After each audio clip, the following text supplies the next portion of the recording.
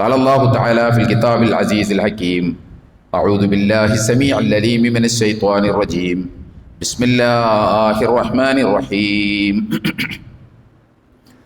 شهر رمضان الذي أنزل فيه القرآن هدى للناس وبينات من الهدى والفرقان فمن شهد منكم الشهر فليصمه ومن كان مريضا أو على سفر فعدة من أيام أخر يريد الله بكم اليسر ولا يريد بكم العسر ولتكملوا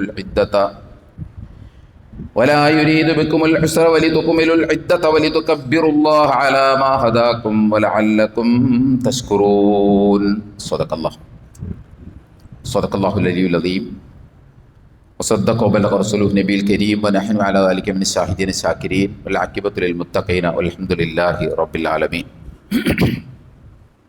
സ്നേഹം നിറഞ്ഞ സത്യവിശ്വാസികളായ സഹോദരീ സഹോദരന്മാരെ, പ്രപഞ്ചനാഥനായ അള്ളാഹുവിൻ്റെ വിധിവിലക്കുകൾ അതിലംഘിക്കാതെ വ്യക്തിജീവിതത്തെയും കുടുംബജീവിതത്തെയും സാമൂഹ്യ ജീവിതത്തെയും മുന്നോട്ട് നയിക്കണമെന്ന് ആദ്യമായി എന്നോടും പിന്നീട് നിങ്ങളെയും വസിയത്ത് ചെയ്യുകയാണ്, ഉപദേശിക്കുകയാണ്.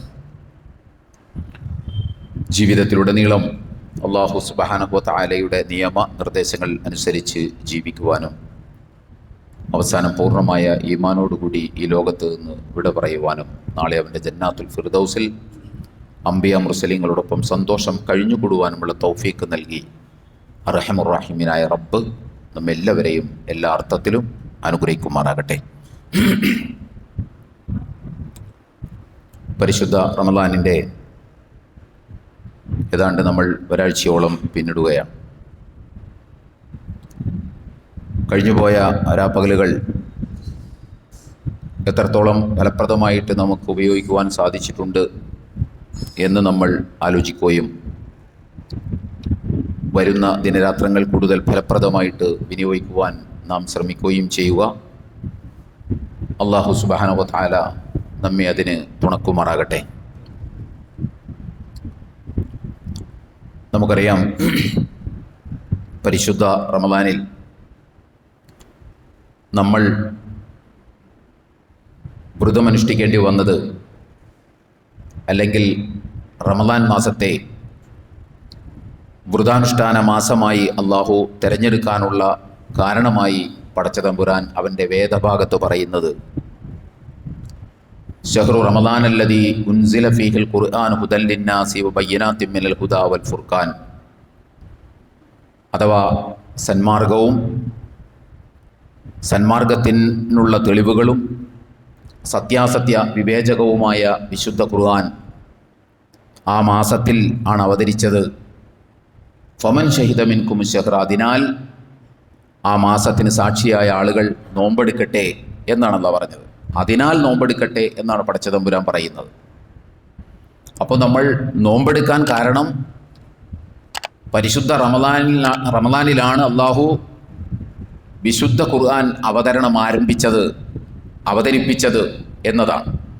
1400 കൊല്ലങ്ങൾക്കപ്പുറത്ത് ഇതുപോലെ ഒരു മാസത്തിലെ ഏതോ ഒരു രാവിലാണ് ഇഖ്റ ബിസ്മി റബ്ബിക്കല്ലദീ ഖലഖൽ ഇൻസാന മിൻ അലഖ് ഇഖ്റ വറബ്ബുക്കൽ അക്രമുല്ലദീ അല്ലമ ബിൽ ഖലം അല്ലമൽ ഇൻസാന മാ ലം യഅലം എന്ന് തുടങ്ങുന്ന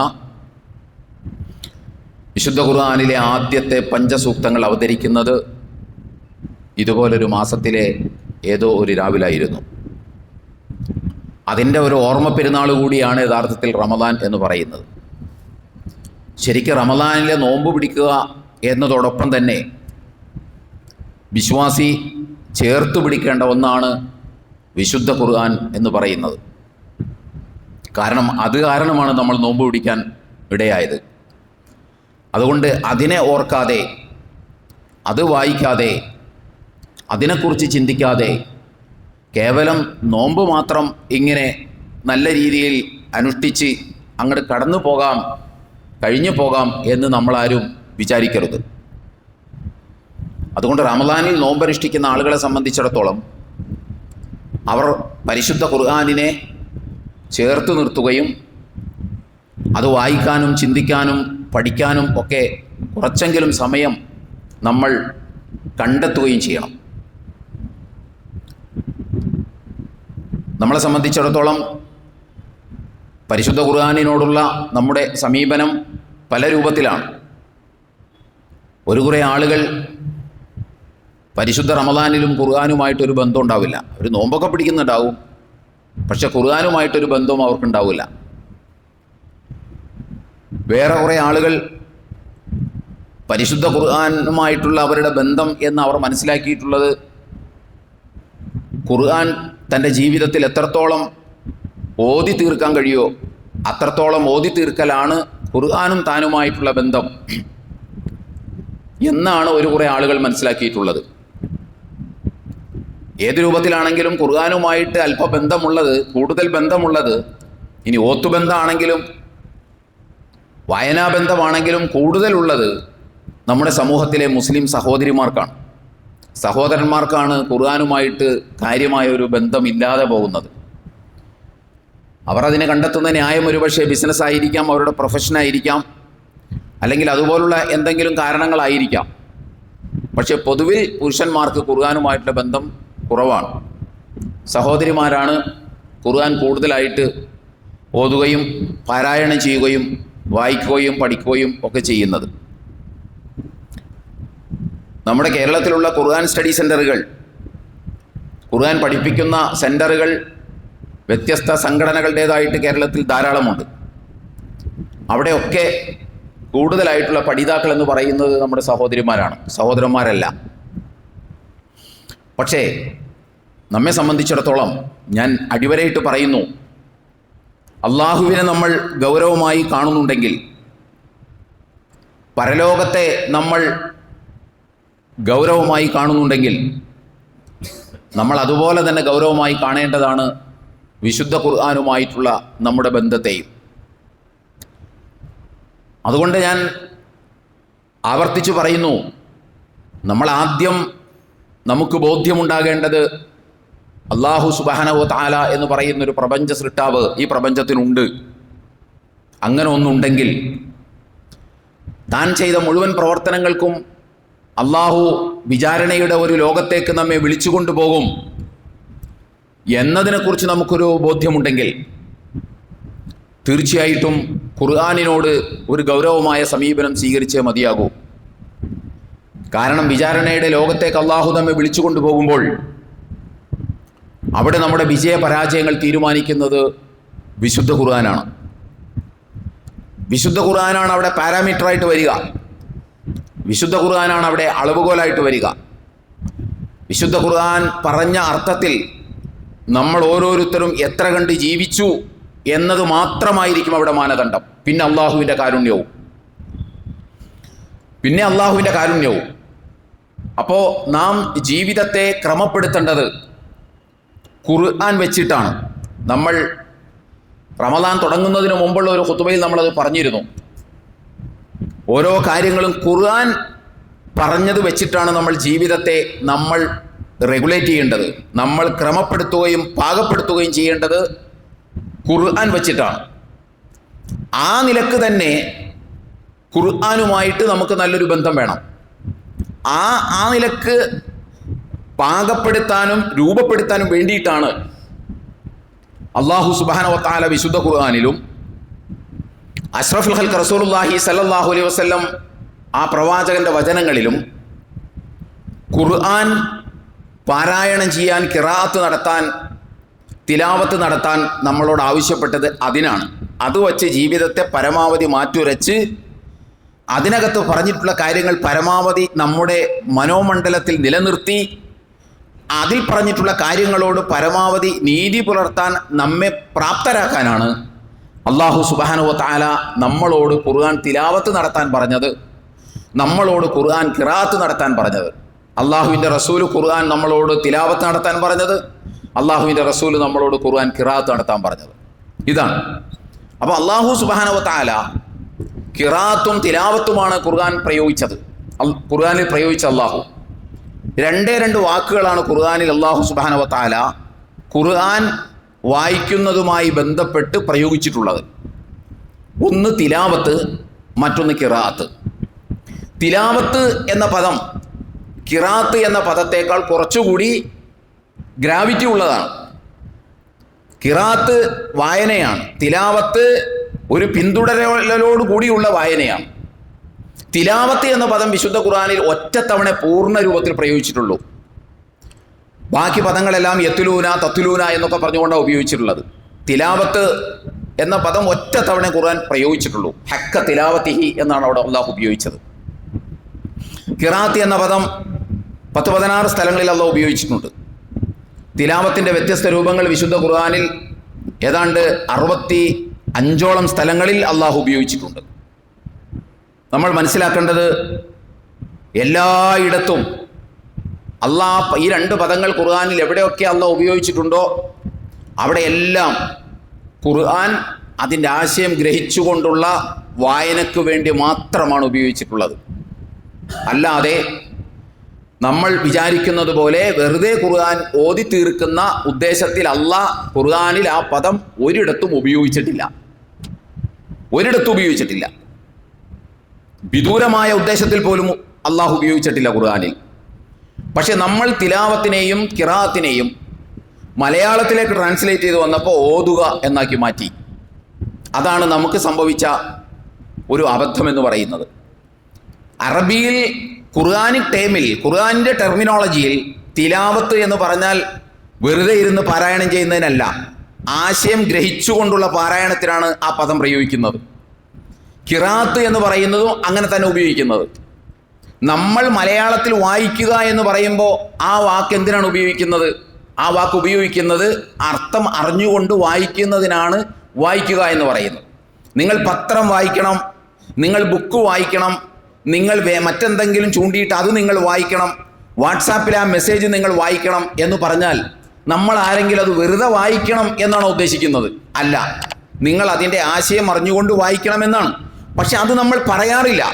വാട്സാപ്പ് മെസ്സേജ് നിങ്ങൾ അതൊന്ന് വായിക്കണമെന്ന് പറയുമ്പോൾ മലയാളിയോട് മലയാളത്തിൽ എഴുതിയ ഒരു സാധനം നിങ്ങളുടെ കയ്യിൽ തന്നിട്ട് ഞാൻ നിങ്ങളോട് ഇത് അർത്ഥം അറിഞ്ഞ് വായിക്കണം എന്ന് ഞാൻ പറയേണ്ട കാര്യമുണ്ടോ? ഇല്ല. വായിക്കുക എന്ന വാക്കിൽ തന്നെ അതുണ്ട്. എന്നതുപോലെ അറബിയിൽ തിലാവത്ത് എന്ന വാക്കിലും ഖിറാഅത്ത് എന്ന വാക്കിലും ആ അർത്ഥം അറിയുക എന്ന ആശയം ഉൾക്കൊണ്ടിട്ടുണ്ട്. അത് പ്രത്യേകിച്ച് പറയേണ്ട കാര്യമില്ല. അപ്പോൾ മലയാളത്തിലേക്ക് അത് ട്രാൻസ്ലേറ്റ് ചെയ്യുമ്പോൾ ശരിക്കതിന് വരേണ്ട വാക്ക് വായിക്കുക എന്നതായിരുന്നു. അതിന് പകരം നമ്മൾ ഉപയോഗിക്കുന്ന വാക്ക് ഓതുക എന്നതായിപ്പോയി. ഓതുക എന്ന വാക്ക് അറബി വാക്കല്ല. ഓതുക എന്ന വാക്ക് മുസ്ലിങ്ങളുമായി ബന്ധപ്പെട്ട വാക്കേ അല്ല. ഹൈന്ദവ സഹോദരന്മാരുടെ വേദഗ്രന്ഥം അർത്ഥമറിയാതെ ഉരുവിടുന്നതിന് അവർ ഉപയോഗിച്ചു കൊണ്ടിരുന്ന ഒരു വാക്കാണ് ഓതുക എന്ന് പറയുന്നത്. ആ വാക്കാണ് ഇന്ന് നമ്മൾ ഖുർആനിനോട് ചേർത്ത് ഓതുക എന്ന് പ്രയോഗിക്കുന്നത്. ഇപ്പം ആ വാക്ക് നമ്മുടേതായി. തൈക്കാവ് നമ്മുടേതായതുപോലെ. തൈക്കാവ് എന്ന വാക്ക് നമ്മളുമായി ഒരു ബന്ധമില്ലാത്ത വാക്കാണ്. പക്ഷെ ഇന്നത് നമ്മുടെ വാക്കായി. കാവ് എന്ന് പറഞ്ഞാൽ നിങ്ങൾക്കറിയാം, പ്രാചീന ഹൈന്ദവ ദൈവങ്ങളെ കുടിയിരുത്തുന്ന സ്ഥലത്തിന് പറയുന്ന മലയാള വാക്കാണ് കാവ്. പിന്നെ അതിന് കാടെന്ന അർത്ഥമുണ്ട്. കാടെന്നൊരർത്ഥമുണ്ട്. കാവ് എന്ന് സാധാരണ ഉപയോഗിക്കുന്നത് ഹൈന്ദവ ദൈവങ്ങളെ കുടിയിരുത്തിയ സ്ഥലത്താണ്. അയ്യപ്പനെയും കാളിയെയും ഒക്കെ കുടിയിരുത്തിയ സ്ഥലത്തിന് പറയുന്ന വാക്കാണ് കാവ് എന്നുള്ളത്. അതിൻ്റെ കൂടെ തൊട്ട് മുമ്പിലായിട്ട് തൈയും കൂടി ചേർക്കുക. തൈ എന്ന് പറഞ്ഞാൽ ചെറുത്. തൈമാവ് നമ്മൾ പറയുമ്പോൾ ചെറിയ മാവെന്നാണല്ലോ, അല്ലാതെ വലിയ മാവെന്നല്ലല്ലോ അതിനർത്ഥം. തൈമാവ് എന്ന് പറഞ്ഞാൽ ചെറിയ മാവെന്നാണ്. അതേ തൈയാണ് ഇവിടെയും തൈ കാവ് എന്ന് പറയുന്നത്. അതാണ് നമ്മൾ തൈക്കാവ് എന്ന് പ്രയോഗിക്കുന്നത്. നമ്മളുമായി ഒരു ബന്ധവുമില്ല ആ വാക്കിന്. നമ്മുടെ ഭാഷയിൽ അത് മസ്ജിദാണ്. അള്ളാഹുവിന് സുജൂദ് ചെയ്യുന്ന സ്ഥലത്തിന് അറബിയിൽ മസ്ജിദ് എന്നാണ്, അല്ലാതെ തൈക്കാവ് എന്നല്ല. ഇതുപോലെ തന്നെ വന്ന ഒരു പദമാണ് ഈ ഓതുക എന്ന് പറയുന്നത്. ഓതുക എന്ന് പറയുന്ന വാക്ക് അങ്ങനെ വന്ന അങ്ങനെ കുറേ പദങ്ങളുണ്ട്. ഇപ്പം ഈ തങ്ങൾ എന്ന് പറയുന്ന പദം മലയാള വാക്കാണ്, അല്ലാതെ ഇസ്ലാമോ അറബിയായിട്ടൊന്നും അതിനൊരു ബന്ധമില്ല. കേരളത്തിൽ നിന്ന് വന്ന വാക്കാണ് ഈ പറയുന്ന തൈക്കാവും, ഈ പറയുന്ന ഓതലും, ഈ പറയുന്ന തങ്ങന്മാർ എന്ന് പറയുന്ന വാക്കെല്ലാം കേരളത്തിൽ നിന്ന് വന്നതാണ്. അതിന് നേർക്ക് നേരെ ഇസ്ലാമോ ഖുർആനുമായിട്ടൊന്നും ആ പദത്തിന് ബന്ധമില്ല. ഇപ്പം എൻ്റെ വിഷയം അതല്ല. ഞാനിപ്പോൾ പറയാൻ ഉദ്ദേശിക്കുന്ന കാര്യം എന്താണെന്ന് ചോദിച്ചാൽ, നമ്മളെ സംബന്ധിച്ചിടത്തോളം ഓതുക എന്ന് പറഞ്ഞാൽ അർത്ഥമറിഞ്ഞ് വായിക്കുന്നതിന് നമ്മൾ പറയുന്ന വാക്കല്ല ഓതുക എന്ന് പറയുന്നത്. അർത്ഥമറിഞ്ഞ് കാര്യം മനസ്സിലാക്കി വായിക്കുന്നതിന് നമ്മൾ വായിക്കുക എന്നാണ് പറയുന്നത്. അർത്ഥമറിയാതെ നമ്മൾ വായിക്കുന്നതിന് നമ്മൾ ഉപയോഗിക്കുന്ന വാക്കാണ് ഓതുക. അതുകൊണ്ടാണല്ലോ നിങ്ങൾ ഒരു 3 ആയത്ത് ഓതി അർത്ഥം പറഞ്ഞെന്ന് പറയണത്. ഈ ഓതല്ല അർത്ഥമില്ലാത്തത് കൊണ്ടല്ലേ നമ്മൾ 3 ആയത്തോതി നിങ്ങൾ അർത്ഥം പറ എന്ന് നമ്മൾ സാധാരണ പറയാറില്ലേ? നിങ്ങൾ ഒരായത്തോതി അർത്ഥം പറ, അല്ലെങ്കിൽ 2 ആയത്തോതി അർത്ഥം പറയാന്ന് പറയുമ്പോൾ ഈ ഓതനയിൽ അർത്ഥം ഇല്ലാത്തത് കൊണ്ടല്ലേ പിന്നെ അർത്ഥം പറയാന്ന് പറയേണ്ടി വരുന്നത്. അപ്പം അതില്ല. നമ്മൾ ആരെങ്കിലും പറയോ നിങ്ങൾ ആ 2 വരി വായിച്ചിട്ടും അർത്ഥം പറഞ്ഞേ എന്ന് പറയോ? നമ്മളാരും പറയാറില്ല. 3 വരി വായിച്ചിട്ട് അർത്ഥം പറയേ എന്ന് നമ്മൾ പറയാറില്ല. കാരണം എന്താ? വായനയിൽ അർത്ഥവും കൂടി ഉൾപ്പെട്ടിട്ടുണ്ട്. നിങ്ങൾ ആ 3 വരി വായിച്ചതിന് ശേഷം ഒന്ന് വിശദീകരിച്ചേ എന്ന് പറഞ്ഞാൽ അത് വ്യത്യസ്തമായി. ഇതുപോലെയാണ്. പക്ഷേ ഇവിടെ സംഭവിച്ചത് എന്താണെന്ന് ചോദിച്ചാൽ, ഖുർആൻ ഈ വായിക്കുക എന്നതിന് പ്രയോഗിച്ച തിലാവത്ത് അതുപോലെ തന്നെ ഖിറാത്ത് എന്ന പദത്തെ മലയാളത്തിലേക്ക് നമ്മൾ കൊണ്ടുവന്നപ്പോൾ ഓതുക എന്നതായി. നമ്മുടെ മലയാള പരിഭാഷകൾ എടുത്തു നോക്കിയാൽ ആദ്യത്തെ ഖുർആൻ അവതരിച്ചത് ഇഖ്റ ബിസ്മി റബ്ബിക്കല്ലദീ എന്നാണല്ലോ, സൃഷ്ടിച്ച നാഥന്റെ നാമത്തിൽ വായിക്കുക. ഒരു കുറേ തഫ്സീറുകളിൽ പരിഭാഷകളിൽ നമ്മൾ കാണുന്നത് സൃഷ്ടിച്ച നാഥന്റെ നാമത്തിൽ വായിക്കുക എന്നാണ്. അതേസമയം ഒരു കുറേ തഫ്സീറുകളിൽ വ്യാഖ്യാനങ്ങളിൽ നമ്മൾ കാണുന്നത് നിങ്ങളെ സൃഷ്ടിച്ച നാഥന്റെ നാമത്തിൽ ഓതുക എന്നാണ്. ഓതുക എന്നാണ്. അപ്പം ആ പദം അത്രയും ചേർന്ന് നിൽക്കുകയാണ് നമ്മളുമായിട്ട്. അതിനാകട്ടെ അർത്ഥമറിഞ്ഞുകൊണ്ടുള്ള വായനക്കൊട്ട് നമ്മൾ ഉപയോഗിക്കാറും ഇല്ല. ഞാൻ പറയുന്ന എൻ്റെ സഹോദരി സഹോദരന്മാരോട് പറയുന്നത്, ഖുർആൻ എപ്പോൾ നമ്മൾ വായിച്ചാലും അതിൻ്റെ ആശയം ഗ്രഹിച്ചുകൊണ്ടാണ് നമ്മൾ വായിക്കേണ്ടത്. ആശയം ഗ്രഹിച്ചുകൊണ്ടാണ് നമ്മൾ വായിക്കേണ്ടത്. ഓതി തീർക്കേണ്ട ഒരു ഗ്രന്ഥമേ അല്ല ഖുർആൻ. അത് ഖുർആനെ കുറിച്ച് നമ്മൾ മനസ്സിലാക്കാത്തത് കൊണ്ടാണ്. ഖുർആനെ കുറിച്ച് അള്ളാഹ് എന്താ പറഞ്ഞത് നിങ്ങളൊന്ന് കേട്ടു നോക്കൂ. ശഹ്റു റമദാൻ അല്ലദീ ഉൻസില ഫീഹിൽ ഖുർആൻ ഹുദൻ ലിന്നാസ്, ജനങ്ങൾക്ക് മാലോകർക്ക് സന്മാർഗമാണ്. ഓ ബയ്യിനാത്തിൻ മിനൽ ഹുദ, ആ സന്മാർഗത്തിനുള്ള പ്രൂഫ് ആൻഡ് എവിഡൻ്റ് ആണ്. പ്രൂഫ് ആൻഡ് എവിഡൻസ് ആണ് ഈ പറയുന്നത്. ബയ്യിനാത്ത് എന്ന് പറയുന്നത് അതിനുള്ള തെളിവാണ്. അതേപോലെ തന്നെ ഫുർഖാനാണ് ഖുർആൻ. സത്യവും അസത്യവും വേർതിരിക്കാനുള്ള പാരാമീറ്ററാണ് ഖുർആൻ. അതുപോലെ തന്നെ അല്ലാഹു സുബ്ഹാനഹു വ തആല പറഞ്ഞു ഹുദൻ ലിൽ മുത്തഖീൻ, മുത്തഖീങ്ങൾക്ക് സന്മാർഗമാണ് ഖുർആൻ. ഹുദൻ ലിൽ മുഅ്മിനീൻ, മുഅ്മിനീങ്ങൾക്ക് സന്മാർഗമാണ് ഖുർആൻ. ഹുദൻ ലിൽ മുസ്ലിമീൻ, മുസ്ലിങ്ങൾക്ക് സന്മാർഗമാണ് ഖുർആൻ. ഹുദൻ ലിൽ മുഹ്സിനീൻ, മുഹ്സിനീങ്ങൾക്ക് സന്മാർഗമാണ് ഖുർആൻ. ഈ പറഞ്ഞ ഇതൊക്കെ ഖുർആൻ ഉപയോഗിച്ച വാക്കുകളാണ്. യാ അയ്യുഹന്നാസ് ഖദ് ജാഅതുകും മൗഇദത്തും മിർ റബ്ബിക്കും വശിഫാഉൻ ലിമാ ഫി സുദൂർ, ഏ ജനങ്ങളെ, ഖദ് ജാഅതുകും മൗഇദത്തും മിർ റബ്ബിക്കും, നിങ്ങളുടെ നാഥങ്കിൽ നിന്നുള്ള, നിങ്ങളുടെ റബ്ബിങ്കിൽ നിന്നുള്ള മൗഇദത്താണിത്, സതുപദേശമാണിത്. ഹുദൻ വ റഹ്മത്തുൽ ലിൽ മുഅ്മിനീൻ, മുഅ്മിനീങ്ങൾക്ക് സന്മാർഗമാണ്, അനുഗ്രഹമാണ്. കുൽ ബി ഫളില്ലാഹി വ ബിറഹ്മതിഹി, അള്ളാഹുവിൻ്റെ ഔദാര്യവും കാരുണ്യവും കൊണ്ടാണ് ഇത് നിങ്ങൾക്ക് അവതരിപ്പിച്ചു തന്നത്.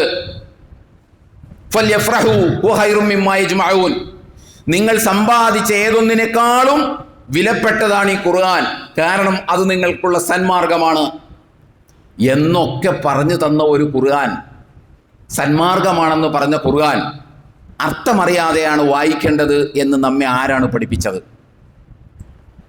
അത് അർത്ഥമറിയാതെ ഇരുന്ന് ഓതലാണ് എന്ന് നമ്മെ ആരാണ് പഠിപ്പിച്ചത്? എന്തെല്ലാം വിശദീകരണങ്ങളെ ഇത് ഖുർആനെ കുറിച്ച് പറയുന്ന ഒരു ശൈലിയാണ്. മറ്റേ ശൈലി ഖുർആൻ പറയുന്നത്, ഞാൻ ഈ ഖുർആനെ ലളിതമാക്കിയിരിക്കുന്നു. 54-ാം അധ്യായം സൂറത്തുൽ ഖമർ 4 പ്രാവശ്യം പലവട്ടം നമ്മൾ പറഞ്ഞു പോയിട്ടുള്ളതാണ്. വലഖദ് യസ്സർനൽ ഖുർആൻ, ഈ ഖുർആനിനെ ഞാൻ ലളിതമാക്കിയിരിക്കുന്നു. ഫഹൽ മിൻ മുദ്ദക്കിർ, ഈ ഉത്ബോധനത്തിന് വേണ്ടി ഇതിനെ ലളിതമാക്കിയിരിക്കുന്നു. ഈ ഉത്ബോധനം ഉൾക്കൊള്ളാൻ ആരെങ്കിലും തയ്യാറുണ്ടോ? ഒരധ്യായത്തിൽ തന്നെ 4 പ്രാവശ്യം അള്ളാഹ് ചോദിക്കുന്നത്, ഉത്ബോധനത്തിന് വേണ്ടി ഞാൻ ഇതിനെ ലളിതമാക്കിയിരിക്കുന്നു, ഈ ഉത്ബോധനം ഉൾക്കൊള്ളാൻ ആരെങ്കിലും തയ്യാറുണ്ടോ? ലഖദ് അൻസൽനാ ഇലൈക്കും കിതാബൻ ഫീഹി, നിങ്ങളിലേക്ക് ഞാനൊരു കിതാബ് അവതരിപ്പിച്ചു തന്നിരിക്കുന്നു. ഫീഹി ദിക്റുക്കും, അതിൽ നിങ്ങളെ കുറിച്ചാണുള്ളത്. അഫലാ തഅഖിലൂൻ, നിങ്ങൾ എന്തേ ചിന്തിക്കാത്തത്? നിങ്ങൾ എന്തേ ബുദ്ധി ഉപയോഗിക്കാത്തത്? ഖുർആൻ പറയുന്നു അഫലാ യതദബ്ബറൂനൽ ഖുർആൻ, ഖുർആനിനെ കുറിച്ച് നിങ്ങൾ എന്തുകൊണ്ടാണ് തദബ്ബുർ ചെയ്യാത്തത്, ആലോചിക്കാത്തത്, ചിന്തിക്കാത്തത്, മനനം ചെയ്യാത്തത്? ഇങ്ങനെയൊക്കെ ഖുർആൻ പറയുന്നുണ്ട്. ഇത് ഖുർആനിലുള്ളതാണ്. ഈ ഖുർആൻ അർത്ഥമറിയേണ്ടതില്ല, അതിരുന്ന് ഓതലാണ് പുണ്യം എന്ന് നമ്മൾ എങ്ങനെയാണ് മനസ്സിലാക്കിയത്?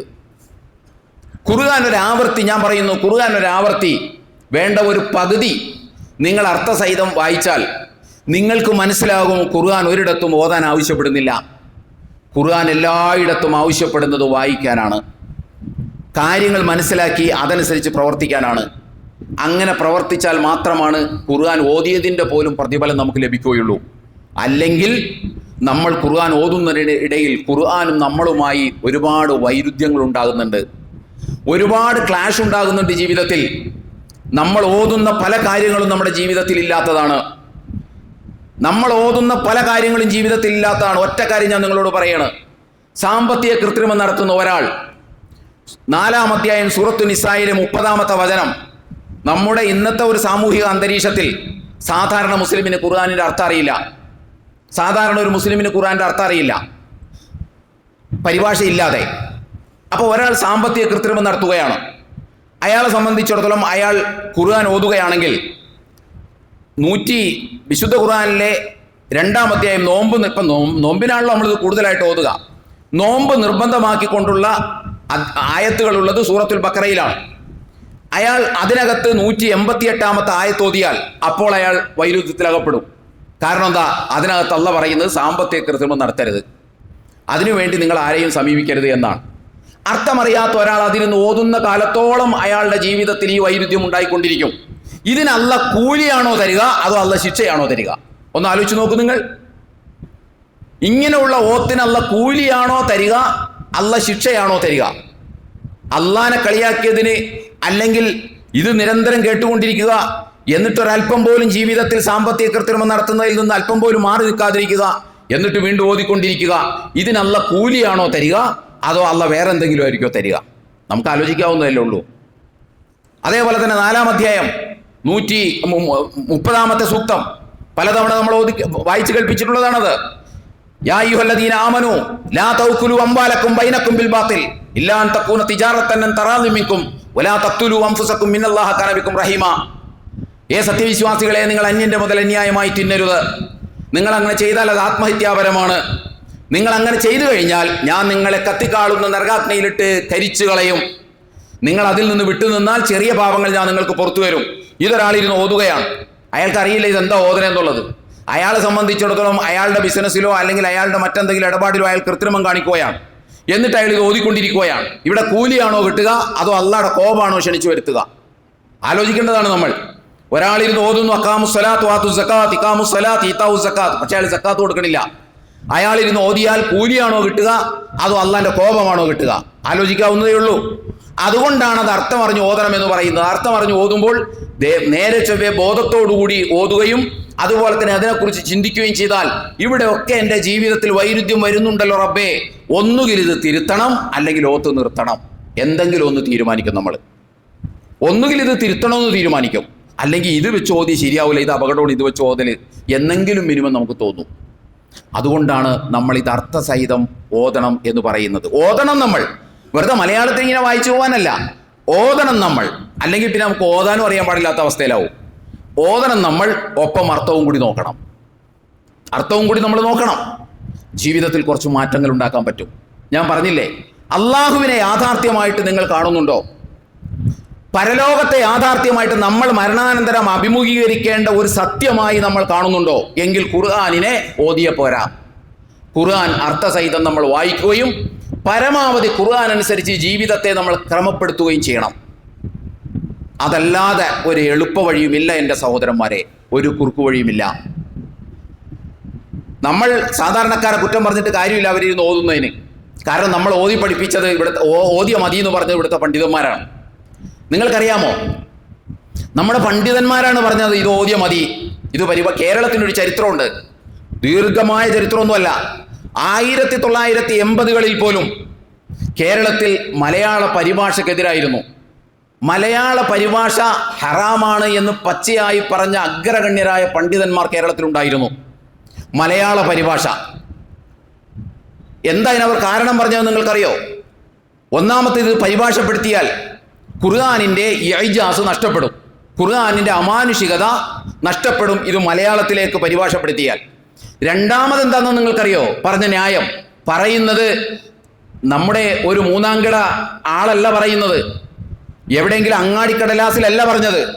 കേരളത്തിലെ അഗ്രഗണ്യനായ പണ്ഡിതൻ 146 പേജുള്ള പുസ്തകം രചിച്ച് അതിനകത്താണ് പറഞ്ഞത്. പരിഭാഷ ഹറാമാണ്. എന്താണ് കാരണം? ഒന്നാമത്തെ കാരണം, പരിഭാഷ ചെയ്യാൻ നമുക്ക് പറ്റില്ല. ഖുർആനിൻ്റെ ഇജാസ് നഷ്ടപ്പെടും, ഖുർആനിൻ്റെ അമാനുഷികത നഷ്ടപ്പെടും. രണ്ടാമത് പറഞ്ഞ കാരണം എന്താണെന്ന് എൻ്റെ സഹോദരന്മാർക്കറിയോ? ഇത് അമുസ്ലിങ്ങൾ വാങ്ങി വായിക്കും. ഹുദല്ലിന്നാസ് എന്ന് പറഞ്ഞു പടച്ച തമ്പുരാൻ തന്ന സാധനം, ജനങ്ങളുടെ സന്മാർഗത്തിന് വേണ്ടി എന്ന് പറഞ്ഞ് ആവർത്തിച്ച് പറഞ്ഞുകൊണ്ടിരുന്ന പടച്ച തമ്പുരാൻ അവന്റെ വേദഗ്രന്ഥത്തെക്കുറിച്ച് പറയുകയാണ്, ഇത് നിങ്ങൾ മലയാളത്തിലാക്കിയാൽ, അവന് തിരിയുന്ന ഭാഷയിലാക്കിയാൽ ഇതവൻ വാങ്ങി വായിക്കും എന്ന കാരണം കൊണ്ടാണ് ഇത് പരിഭാഷപ്പെടുത്തരുതെന്ന് പറഞ്ഞത്. ഇന്നും നിങ്ങൾ അറിയണം, കേരളത്തിൽ ഇറങ്ങിയിട്ടുള്ള എല്ലാം ഞാൻ പരിശോധിച്ചിട്ടില്ല. 2 ഖുർആൻ പരിഭാഷയുടെ ആമുഖത്തിൽ എഴുതി വച്ചിട്ടുണ്ട്, ഇത് മുസ്ലിങ്ങളല്ലാത്തവരുടെ കൈകളിൽ കൊടുക്കരുത് എന്ന്. അവന് സന്മാർഗമായിട്ട് തന്ന ഖുർആനെ കുറിച്ചാണ് ഈ പറയുന്നത്. അവരെ സന്മാർഗമായിട്ട് തന്ന, സന്മാർഗത്തെ ആര് തടയുന്നുവോ അവൻ കൊടും അക്രമിയാണ് എന്ന് പടച്ച തമ്പുരാൻ പറഞ്ഞ ആ ഖുർആനെ കുറിച്ചാണ്. ഇത് പരിഭാഷപ്പെടുത്തിയാൽ ഉണ്ടാകുന്ന ഒന്നാമത്തെ ദുരന്തം, ഇത് മുസ്ലിം അല്ലാത്ത ഒരാളുടെ കൈകളിൽ ചെന്നുപെടും, പെടാൻ പാടില്ല. പിന്നെ ഇത് ആർക്കാ തന്നത്? ഇത് ആർക്കാ അള്ളാഹു തന്നത്? അതുകൊണ്ടാണല്ലോ മുസ്ലിങ്ങളല്ലാത്ത കുട്ടികൾ ഖുർആൻ കയ്യിലെടുക്കുമ്പോഴേക്കും നമ്മുടെ ബഹുമാന്യരായ പണ്ഡിതന്മാർ ആകെ ഒച്ചപ്പാടും ബഹളമായിട്ട് ഇറങ്ങുന്നതിന്റെ കാരണം അതാണ്. അപ്പോൾ അങ്ങനെ ആ പുസ്തകം രചിക്കുകയാണ്, അല്ലാതെ എവിടെയെങ്കിലും ഒരു ലേഖനം എഴുതിയതല്ല. നിങ്ങളൊന്ന് ആലോചിച്ച് നോക്കൂ. ആ പുസ്തകത്തിൽ ഒരു വരി ഞാൻ ഉദ്ധരിക്കാം. ഞാൻ പുസ്തകത്തിന്റെ പേരും പറയുന്നില്ല, ഞാൻ ആ പണ്ഡിതന്റെ പേരും പറയുന്നില്ല. ABC ഖുർആനെ കുറിച്ച് അറിയാവുന്ന ഒരു സാധാരണ കുട്ടി പോലും ഖുർആനെ കുറിച്ച് പറയാൻ ഭയപ്പെടുന്ന ഒരു വാചകമാണ്. അന്ന് മുതലേ ഇവർ പറഞ്ഞു വന്നുകൊണ്ടിരുന്നത്. ആ മനസ്സാണ് ഇന്നും മലയാളിക്കുള്ളത്. ആ മനസ്സ് വെച്ചാ ഇന്നും ഇവർ ഓതിക്കൊണ്ടിരിക്കുന്നത്. കാരണം അന്നേ നമ്മൾ പഠിപ്പിക്കപ്പെട്ടു, ഇത് ഓതേണ്ട സാധനമാണ്, ഇത് വായിച്ചു മനസ്സിലാക്കേണ്ട ഒരു സാധനമൊന്നുമല്ല എന്ന് പഠിപ്പിക്കപ്പെട്ടു. നിങ്ങളൊന്ന് നോക്കൂ, ആ പുസ്തകത്തിന്റെ ഒരു തലക്കെട്ടാണ് ഖുർആനിന്റെ അർത്ഥങ്ങളും പൊതുജനങ്ങളുമായുള്ള ബന്ധവും. അതായത് ഖുർആനും നമ്മളും തമ്മിലുള്ള ബന്ധം. ആ ബന്ധത്തെക്കുറിച്ച് മൂപ്പര് പറയാണ്, ഖുർആനിൽ നിന്ന് ഒരായത്തിന്റെയും അർത്ഥം പഠിക്കൽ പൊതുജനങ്ങൾക്ക് നിർബന്ധമില്ല. ഒരായത്തിന്റെ അർത്ഥം പോലും പഠിക്കൽ പൊതുജനങ്ങൾക്ക് നിർബന്ധമില്ല. ഓതൽ തന്നെ നിർബന്ധമായത് ഫാത്തിഹ മാത്രമാണ്. അപ്പൊ ബാക്കിയുള്ളത് ഓതിയില്ലെങ്കിലും കുഴപ്പമില്ല, ഫാത്തിഹ മാത്രം ഓതിയാൽ മതി. അതും അർത്ഥം പഠിക്കൽ നിർബന്ധമില്ല. ഏതിന്റെ? ഫാത്തിഹയുടെ. 17 പ്രാവശ്യം നമ്മൾ ഓതുന്ന ഫാത്തിഹയുടെ അർത്ഥം പഠിക്കേണ്ട ആവശ്യമില്ല. പ്രത്യേകം സുന്നത്തുമില്ല. എന്തായി കാര്യം? പ്രത്യേകം സുന്നത്ത് പോലുമില്ല. ഖുർആനിന്റെ തർജുമ പഠിക്കൽ പൊതുജനങ്ങൾക്ക് പ്രത്യേകം സുന്നത്തായെങ്കിലും എണ്ണിപ്പറഞ്ഞ ഒരു കിതാബോ ആലിമീങ്ങളോ ഫിഖ്ഹിലും ഫുഖഹാക്കളിലും ഇല്ല. അതില്ല. അള്ളാഹ് ഇത് പറയുന്നുണ്ട്, പിന്നെ ഫുഖഹാവും ആലിമും പറയേണ്ട കാര്യം എന്തിരിക്കണ്? അള്ളാഹ് പറയേണ്ട ഇത് പഠിക്കണമെന്ന്. ഇവർക്ക് അള്ളാഹ് പറഞ്ഞത് പോരല്ലോ. ഇവർക്ക് മദ്ഹബിന്റെ കർമ്മശാസ്ത്ര പണ്ഡിതന്മാർ പറയണം ഒരു കാര്യം അംഗീകരിക്കണമെങ്കിൽ. അള്ളാഹ് പറഞ്ഞ മതിയാവൂല. അള്ളാഹ് ആവർത്തിച്ച് തീർത്തും പേർത്തും പറഞ്ഞുകൊണ്ടിരിക്കുകയാണ്, ഇത് പഠിക്കണം, ഇത് മനസ്സിലാക്കണം, ഇത് അടുത്ത് ബന്ധം പുലർത്തേണ്ട ഒരു സാധനമാണ്, ഇത് വച്ചാ പരലോകത്ത് വിചാരണ ചെയ്യുന്നത് എന്നാണ് അള്ളാഹ് പറയുന്നത്. അള്ളാഹിൽ കൂടുതൽ പിന്നെ വേറെ ആരാ പറയേണ്ടത് ഇത്? എന്നിട്ട് ആ വാചകം അവസാനിക്കുന്നത്, ഇതാണ് ഖുർആനിന്റെ അർത്ഥവും പൊതുജനങ്ങളുമായിട്ടുള്ള ബന്ധവും. എന്തായി? ഇത് പഠിപ്പിക്കപ്പെട്ട ഒരു സമുദായം ഇരുന്ന് ഓതയല്ലാതെ വേറെ എന്തെങ്കിലും ചെയ്യുമെന്ന് നിങ്ങൾക്ക് തോന്നുന്നുണ്ടോ? അതേപോലെ തന്നെ അതേ പുസ്തകത്തിലെ തന്നെ മറ്റൊരു വാചകം നിങ്ങൾ നോക്കൂ. ഖുർആൻ പഠിക്കൽ ഉലമാക്കൾക്കുള്ളതാണ്. അപ്പൊ പൂർത്തിയായി കാര്യങ്ങൾ. ഖുർആൻ പഠിക്കൽ ഉലമാക്കൾക്കുള്ളതാണ്, പൊതുജനങ്ങളുമായി അതിനൊരു ബന്ധവുമില്ല. ഖുർആനിലെ പൊതുജനമായിട്ട് ഒരു ബന്ധവുമില്ല. പരിഭാഷപ്പെടുത്തിയാൽ അതിൻ്റെ ഇജാസ് നഷ്ടപ്പെട്ടു പോകും. അതുകൊണ്ട് പരിഭാഷ ഹറാമാണ്. ഇങ്ങനെയൊക്കെ പണ്ഡിതന്മാരെന്ന് പറയുന്നവർ പറയാൻ തുടങ്ങിയാൽ പിന്നെ സാധാരണ ജനം പിന്നെ ഇങ്ങനെ അല്ലാതെ പിന്നെ എങ്ങനെയാണ് ചിന്തിക്കുക? ഇത് 1900 നൂറ്റാണ്ട് മുമ്പ് എഴുതിയതൊന്നുമല്ല. 1982 എഴുതിയ പുസ്തകമാണ്. 146 പേജുള്ള പുസ്തകം. ഒരു ലേഖനത്തിലല്ല, ഒരു അങ്ങാടി കടലാസിൽ വന്നതല്ല, ആധികാരികമായിട്ട് എഴുതി വെച്ചതാണ്. ജനങ്ങൾക്ക് ഖുർആനുമായിട്ട് അങ്ങനെ ഒരു ബന്ധത്തിന്റെ ആവശ്യമില്ല, ഓതിയ മതി. ഇനി 2024 ഫെബ്രുവരി മാസത്തിൽ കേരളത്തിലെ ഒരു പത്രത്തിൽ തലയെടുപ്പുള്ള ഒരു പണ്ഡിതൻ പറഞ്ഞത് നിങ്ങളൊന്ന് കേട്ടു നോക്കൂ. അത് 2024 ലോകാവസാനം വരെയുള്ള മതവിധികളെല്ലാം കർമ്മശാസ്ത്ര പണ്ഡിതന്മാർ വിവരിച്ചിട്ടുണ്ട്. ഇതിനു പുറമെ ഖുർആനിൽ നിന്ന് നേരിട്ട് ഗവേഷണം നടത്തണമെന്നുള്ള വാദം വിഡ്ഢിത്തമാണ്. പറയേണ്ട കാര്യങ്ങളൊക്കെ ആര് പറഞ്ഞു വെച്ചിട്ടുണ്ട്? കർമ്മശാസ്ത്ര പണ്ഡിതന്മാർ പറഞ്ഞു വെച്ചിട്ടുണ്ട്. എൻ്റെ ആഹാരം കഴിക്കുന്ന എൻ്റെ സഹോദരന്മാരെ, ഖുർആനിൽ നിന്ന് ഇവർ മനസ്സിലാക്കിയത് എന്താണ്? കുറെ കർമ്മശാസ്ത്രം പറയുന്ന ഗ്രന്ഥമാണ് ഖുർആൻ എന്നാണോ? കർമ്മശാസ്ത്ര വിധികളെല്ലാം മദ്ഹബിന്റെ പണ്ഡിതന്മാർ പറഞ്ഞു വെച്ചിട്ടുണ്ട്. ഇനി നമുക്ക് പ്രത്യേകിച്ച് ഖുർആൻ ഓതൽ മാത്രമേ ഉള്ളൂ എന്നല്ലേ പറയുന്നത്? നമ്മുടെ ബാധ്യത ഖുർആൻ ഇരുന്ന് ഓതൽ മാത്രമേ ഉള്ളൂ. കാരണം മതവിധികളെല്ലാം കർമ്മശാസ്ത്ര പണ്ഡിതന്മാർ എഴുതി വെച്ചിട്ടുണ്ട്. ഇവരെന്താണ് ഖുർആനെ കുറിച്ച് മനസ്സിലാക്കിയത്? ഖുർആനിൽ ആകെ കർമ്മശാസ്ത്ര വിധികളാണെന്നോ? ഖുർആൻ ഒരാവർത്തി വായിച്ചിട്ടുള്ള ഒരു മനുഷ്യൻ പറയില്ല ഖുർആനിൽ അങ്ങനെ ഒരു കർമ്മശാസ്ത്ര വിധിയും കാര്യമായിട്ടില്ല. ഇന്ന് നമ്മൾ സമയമെടുത്ത് നടത്തിക്കൊണ്ടിരിക്കുന്ന ഈ നോമ്പും ഈ ആരാധനാ കർമ്മങ്ങൾ എല്ലാം കൂടി ഖുർആൻ ഉപയോഗിച്ചിട്ടുള്ളത് വെറും 200 ചില്ലാനം ആയത്തുകളിൽ മാത്രമാണ്. ബാക്കി 6236 ആയത്തുള്ള ഖുർആനിൽ ഈ 250 ആയത്ത് പോട്ടെ 300 ആയത്ത് മാറ്റി നിർത്തിയാൽ ബാക്കിയുള്ള ആയത്തിലൊക്കെ എന്താ പറഞ്ഞിട്ടുള്ളത്? ആകെ കർമ്മശാസ്ത്ര വിധികളാണോ? അല്ല. അതിനപ്പുറം ഒരുപാട് സത്യവിശ്വാസികൾ മനസ്സിലാക്കേണ്ട, പഠിക്കേണ്ട, അവരെപ്പോഴും ഓർത്തിരിക്കേണ്ട ഒരുപാട് കാര്യങ്ങൾ അതിനകത്ത് പറഞ്ഞിട്ടുണ്ട്. അപ്പോൾ നമ്മൾ ഇങ്ങനെ ഓതുന്ന ആളുകളായി മാറ്റിയത് ഇവരൊക്കെ തന്നെയാണ്. ഇതിനൊക്കെ ഇവർ അള്ളാഹുവിൻ്റെ മുമ്പിൽ മറുപടി പറയേണ്ടി വരും എന്ന കാര്യത്തിൽ യാതൊരു സംശയവുമില്ല. കാരണം അള്ളാഹുവിൻ്റെ വേദഗ്രന്ഥത്തെക്കുറിച്ച് ABC അറിയാവുന്ന ഒരു മനുഷ്യനൊന്നും പറയില്ല ഇതിൻ്റെ അർത്ഥം പഠിക്കൽ സുന്നത്ത് പോലുമില്ല. നമ്മളും അതുമായിട്ട് ഒരു ബന്ധമില്ല. നമുക്കതുമായിട്ട് ആകെ ഒത്തുബന്ധമുള്ളൂ, വായനാ ബന്ധമൊന്നും അതുമായിട്ടില്ല എന്ന് എന്താ മനുഷ്യന്മാർ പറയുമോ? ഞാൻ പറയും, ഇത്രയും ആളുകൾ എൻ്റെ മുമ്പിൽ ഇരിപ്പില്ലേ, നിങ്ങൾ ഒരാവർത്തി ഖുർആൻ വായിച്ചാൽ നിങ്ങളിത് പറയാൻ ഭയപ്പെടും റബ്ബിനെ ഓർത്ത്. കാരണം എന്താണ് ഈ പറയുന്നത്? മാർഗദർശനത്തിന് വേണ്ടി തന്ന സാധനം അറിയേണ്ടതില്ലെന്നോ? അതിന് ഓതിയ മതിയെന്നോ? അത് കോടിക്കണക്കിന് മനുഷ്യന്മാരിവിടെ മാർഗദർശനം ലഭിക്കാതെ ഇവിടെ ജീവിക്കുന്നു, അവർക്കിത് കൊടുക്കരുതെന്നോ? എന്തൊക്കെയാണ് ഈ പറയുന്നത് എന്ന് ആലോചിച്ച് നോക്കണം. അപ്പൊ ഇവര് വഴി ഇങ്ങനെ ആക്കി വെച്ചു കാര്യങ്ങൾ. ഇനി നമ്മുടെ കാര്യം എടുക്കാം. ഇത്രയൊക്കെ നമ്മൾ പറഞ്ഞല്ലോ. ഇനിയിപ്പം നമ്മുടെ കാര്യം എന്താ? അക്ഷരാർത്ഥത്തിൽ നമ്മളും ആഗ്രഹിക്കുന്നത് എന്താ? ഓതിയ മതി എന്നുള്ളതല്ലേ? ഓതിയ മതിയാകണം, അതിന് തെളിവ് വേണം എന്നല്ലേ നമ്മളും ആഗ്രഹിക്കുന്നത്. എന്താ ഇതിൻ്റെ കാരണം? ഒന്നാമത് അർത്ഥസഹിതം ഓതുക എന്ന് പറഞ്ഞാൽ മെനക്കേടാണ്. കാരണം മറ്റേത് ഇങ്ങനെ മുസാഫ് തുറന്നിങ്ങനെ നമുക്ക് അങ്ങനെ ഓതിപ്പോകാം. അർത്ഥം വരുമ്പോൾ അത് നോക്കണം, അല്പം സ്വല്പമൊക്കെ ആലോചിക്കണം. അതൊരു തരം മെനക്കേടാണ്. ഓതിയ കൂലി കിട്ടുമെങ്കിൽ പിന്നെ അതാവാലോ എന്നാണ് നമ്മൾ ചിന്തിക്കുന്നത്. ഇനി ഒരു കാരണം അതാണ്. രണ്ടാമത്തെ കാരണം, നമ്മൾ നമ്മളിലേക്ക് നോക്കുമ്പോൾ, ഞാൻ എന്നിലേക്ക് നോക്കുമ്പോൾ, നിങ്ങൾ നിങ്ങളിലേക്ക് നോക്കുമ്പോൾ, ഞാൻ സാമാന്യം ഭേദപ്പെട്ട ഒരു മുസ്ലിമാണ്. അത്യാവശ്യം ആരാധനാ കർമ്മങ്ങളൊക്കെ കൃത്യമായി ഞാൻ നിർവഹിക്കുന്നുണ്ട്. പിന്നെ ഞാൻ വ്യഭിചരിക്കാറില്ല, മദ്യപിക്കാറില്ല, പലിശ വാങ്ങാറില്ല, ആരുടെയും കക്കാനും പോകാറില്ല. അപ്പം ഏകദേശം ഞാനൊരു പെർഫെക്റ്റ് മുസ്ലിം ആയിട്ടുണ്ട്. ഇനിയിപ്പോൾ എന്നെ സംബന്ധിച്ചിടത്തോളം പ്രത്യേകിച്ചൊന്നും ഖുർആനിൽ നിന്ന് പഠിക്കാനില്ല. ഇത്രയൊക്കെയല്ലേ ഉള്ളൂ ഇസ്ലാം. നമ്മളും ഇസ്ലാമിനെ പരിചയപ്പെടുത്തിയിട്ടുള്ളത് അങ്ങനെയാണല്ലോ. ആരാധനാ കർമ്മങ്ങളുടെ കേദാരമാണ് ഇസ്ലാം എന്നാണല്ലോ നമ്മൾ പരിചയപ്പെടുത്തിയിട്ടുള്ളത്. അപ്പോൾ അദ്ദേഹം നോക്കുമ്പോൾ, അല്ലെങ്കിൽ നമ്മൾ നോക്കുമ്പോൾ ഇതൊക്കെ അത്യാവശ്യം നമ്മൾ കൃത്യമായിട്ട് ചെയ്യുന്നുണ്ട്. ഈ പറഞ്ഞ വൃത്തികേടുകളൊന്നും ചെയ്യാറുമില്ല.